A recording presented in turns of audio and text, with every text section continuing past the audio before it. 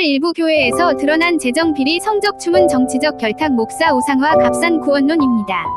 특집 형식으로 작성했습니다. 제목: 교회, 빛을 잃다 신앙 공동체를 향한 경고와 과제. 시청자 여러분 안녕하십니까? 오늘 특집은 우리 사회의 중요한 화두, 교회의 신뢰 회복을 주제로 마련했습니다.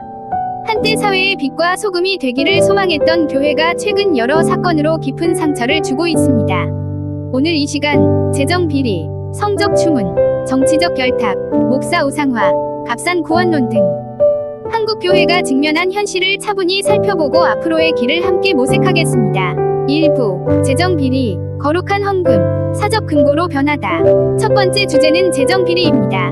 헌금은 하나님께 드려지는 정성입니다. 하지만 일부 대형교회에서 이 거룩한 재정이 사유화되고 있다는 지적이 끊이지 않습니다.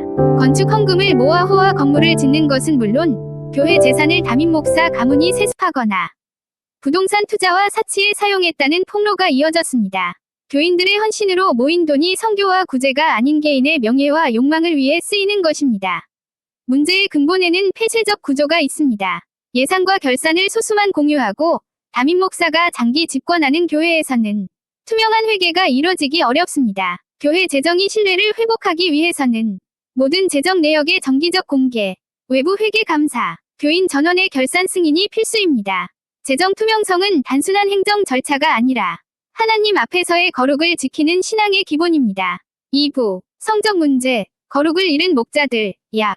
두 번째는 성적 추문입니다. 최근 몇 년간 목회자의 성범죄 사건이 끊이지 않았습니다. 영적 지도자의 권위를 악용해 신도나 교역 지망생을 착취한 충격적 사례들이 언론에 공개되면서 교회 전체가 불신을 사고 있습니다.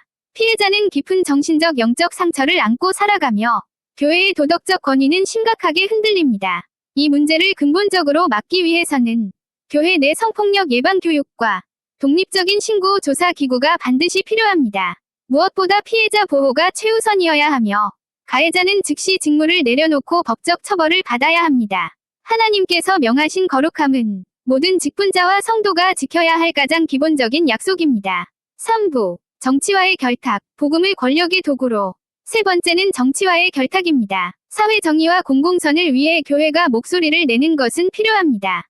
그러나 강단이 특정 정당이나 정치인의 유세장이 된다면 복음은 이념의 도구로 전락합니다. 선거철만 되면 교회가 표를 조직적으로 동원하거나 정치적 발언을 강요하는 사례가 보고되고 있습니다. 성경이 말하는 교회의 사명은 권력을 비판하고 약자를 보호하며 하나님의 정의를 선포하는 것입니다. 정치 참여는 가능하지만 정치 결탁은 복음의 본질을 해치는 길임을 기억해야 합니다. 4부, 목사교회 우상화, 사람을 높이는 위험.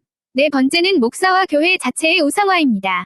일부 교회에서는 목회자의 말이 성경보다 우선시되고 거대한 건물과 숫자가 하나님의 영광을 대신합니다. 사도 바울은 나는 바울에게, 나는 아볼로에게 라고 다투는 고린도 교회를 책망했습니다. 우리가 따라야 할 분은 오직 그리스도뿐입니다. 교회가 건강하려면 리더십을 순환하고 평신도 교육을 강화하며 모든 결정을 성경으로 검증하는 문화가 자리 잡아야 합니다. 5부, 값싼 구원, 은혜를 값싸게 만들지 말라. 다섯 번째 주제는 값싼 구원입니다. 독일 신학자 본회퍼는 회개와 제자도의 삶 없이 단순히 믿기만 하면 된다고 가르치는 것을 값싼 은혜라고 경고했습니다. 오늘날 일부 강단은 헌신과 제자의 길을 말하지 않고 예수 믿으면 무조건 천국행만을 강조합니다. 그러나 진정한 구원은 믿음으로 값없이 주어지지만 그 믿음은 반드시 삶의 열매, 정직과 사랑, 희생로 증명됩니다. 십자가 없는 은혜는 복음이 아닙니다. 6부, 회복의 길, 5가지 실천. 그렇다면 교회가 어떻게 회복할 수 있을까요? 5가지 길을 제안합니다. 투명성, 모든 재정과 위사 결정을 교인에게 공개. 책임성, 목회자와 평신도 모두가 상호 견제. 교육, 평신도 신학윤리 교육을 강화해 분별력 회복. 공동체 치유, 피해자를 중심으로 한 회복 프로그램. 제자도 실천, 십자가를 지고 이웃을 섬기는 삶.